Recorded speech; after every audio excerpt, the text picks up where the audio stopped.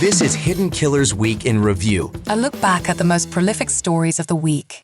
Welcome to the podcast. If you'd like to listen to an ad-free version of this episode and all of our episodes, then search True Crime Today Premium Plus on Apple Podcasts and press subscribe. That's our premium channel where all of our ad-free and advanced episodes live, all in one place. True Crime Today Premium Plus. Search it on Apple Podcasts and press subscribe. Even try it for 3 days free. You never really know someone until you find out what they've buried. Welcome to Hidden Killers with Tony Brueski, featuring retired FBI Special Agent Jennifer Coffindaffer.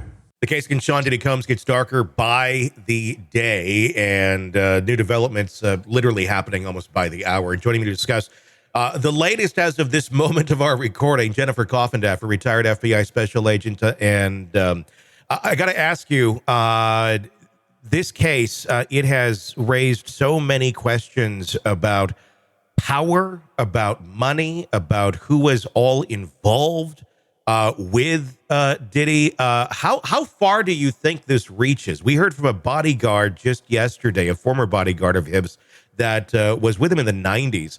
And the first time that I heard politicians being brought into the mix of people that frequented the Diddy parties. How deep does this go? We're getting to Epstein territory, it seems like. It's deep, and it is going to get into Epstein territory. All you have to do is look at people who have erased their Twitter pages concerning Diddy that are coming in by the droves. And then in addition to that, just the photographic evidence that exists. And of course, that doesn't mean somebody's guilty absolutely by their association with them. I mean, look at the list of celebrities that have been photographed with Diddy. But I think it's certainly going to be far-reaching, and I think we've just scratched the surface. And that's, I think, what makes this interesting is at the beginning, we're like, okay, this is more celebrity. This is more music industry. Epstein was very much, politics. It was world leaders. It was things of that nature.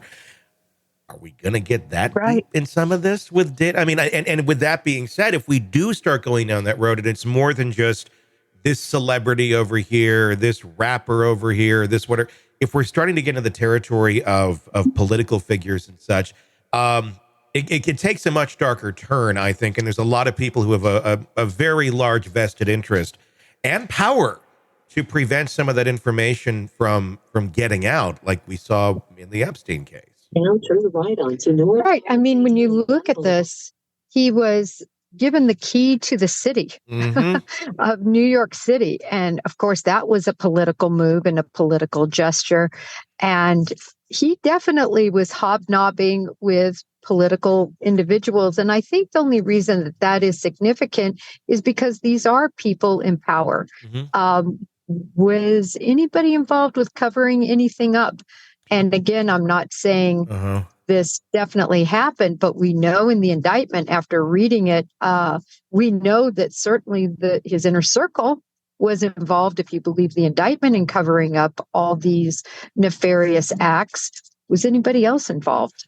That's a question I have. And it's something I've been trying to dig into the past couple of days. And I don't know if there is a correlation here, but I do wonder if there was some things to look the other way in New York, specifically. Maybe paying off some specific people to not look deeper into Diddy for all of these years. The question being, how did he get away with this with all the rumors? And there's so many people involved. People talk. People on the inside knew, maybe not quite to the extreme level of his depravity, but enough to know that this is illegal. And the key to the city just given last year by Mayor Eric Adams. And that's obviously a whole other ball of stuff going on right now with him and so many New York City officials.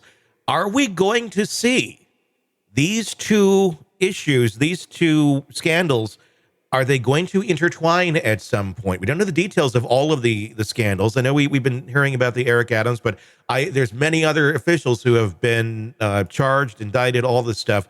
I am wondering, is this circle part of that in some way, shape, or form? Well, the commish of New York City, his place was raided Yeah. and searched, and so many other New York officials.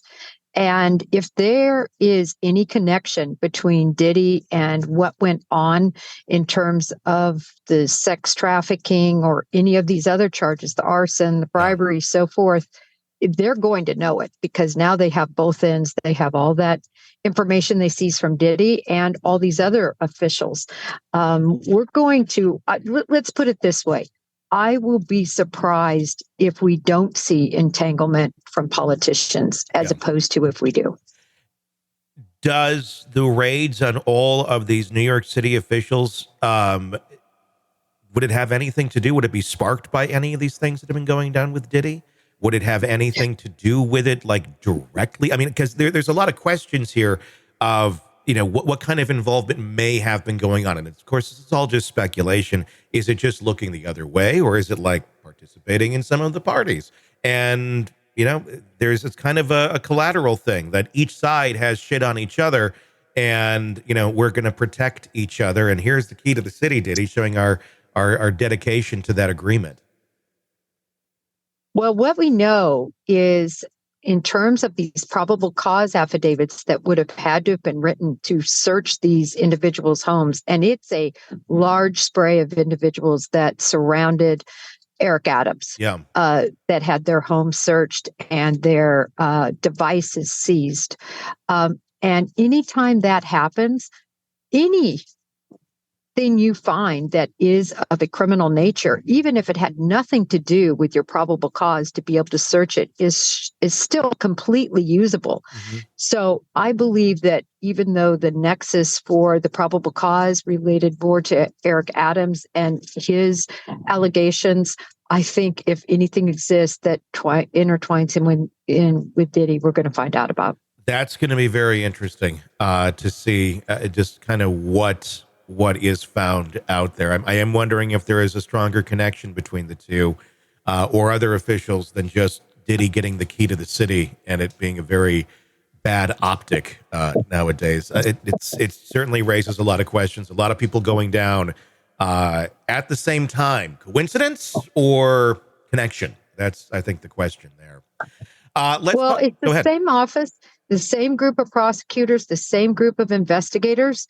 So I agree with you. Like I said, I will be surprised if there is no nexus found. Yeah. In a world where the darkest secrets lie just beneath the surface. So they said it was an accident, but the evidence says otherwise. Where hidden killers roam, unnoticed, in the shadows. I think you would definitely be looking at a blend of toxic, very bad narcissistic personality traits, and they will be vengeful and possibly resort to violence. Join Tony Brueski as he uncovers the truth behind the most chilling cases. They said it was an accident, but the evidence clearly says otherwise. Each episode, we dig deep into the minds of those who commit the unthinkable. To your point on narcissism, he thinks in his own mind how witty he is. Yeah. But he lost that jury. I was done with him in 2 minutes. From unsolved mysteries to infamous crimes. Geez, you've just talked about how you've taught yourself how to do everything under the sun. I bet you did a YouTube video, how to best kill somebody with a knife. Hidden Killers with Tony Brueski takes you where few dare to go. How does someone with such a dark secret go unnoticed for so long? With multiple new episodes every single day. We're not just telling stories, we're seeking justice. Listen now on Apple Podcasts or wherever you get your podcasts. Just search for Hidden Killers with Tony Brueski.